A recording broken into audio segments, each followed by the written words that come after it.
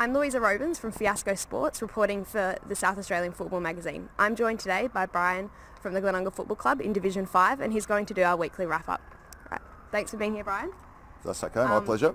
We'll just go through the results from yesterday's games. We had Hope Valley defeated Rosewater by 42 points. Yep. Paraka went down to Leys by 35 points. Blackfriars Old Collegians beat Greenacres by 72 points. Kenilworth were beaten by CBC Old Collegians by 45 points. And you guys played Woodville South and you won by 36 points. We did, yes. That was a very good win by the boys. We started off a little bit slow, but I think second or third quarter we kicked 6 goals and we basically started playing the way we should be playing and ended up winning. So it was a positive awesome. for us. It's a good outcome. So you also had a win last week by 14 points to Kenilworth. Yep. So you think the team are in good form?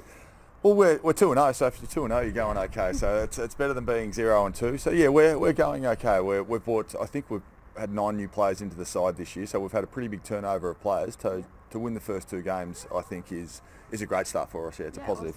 Awesome. And did you have any sort of shining players or people that helped you get across the line yesterday? Oh, I think a recruit, Xavier Larkham, who works at the Arkabar, which is just near the footy club. He's come out to play for us this year, and he was really good. Guy Ward again was solid. I think Jace Del Bello, another recruit that's come across from Henley, was solid on the day. So the good thing is everyone played their role, and we had a lot of contributors yesterday, and we had a lot of goal kickers. So that was pleasing.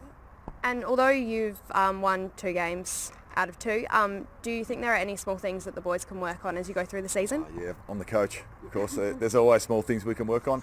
We'll get better, just getting better on working on our structures and our plans and understanding our game plan. I think that's it, and making sure that when we have the football, we don't give it back to the opposition, because the longer you keep it, the less they get it. So that's our goal. Yeah, awesome.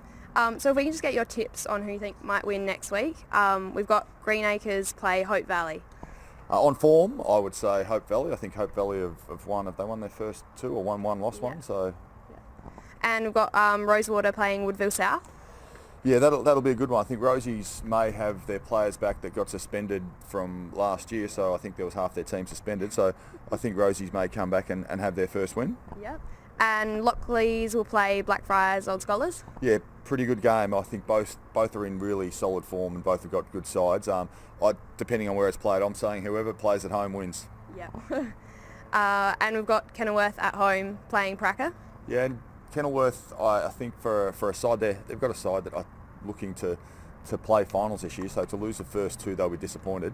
And Paraka, I've heard again from all reports, are a pretty decent side as well, so I will say Paraka on form. Yeah. And you guys are playing the CBC Old Collegians next week.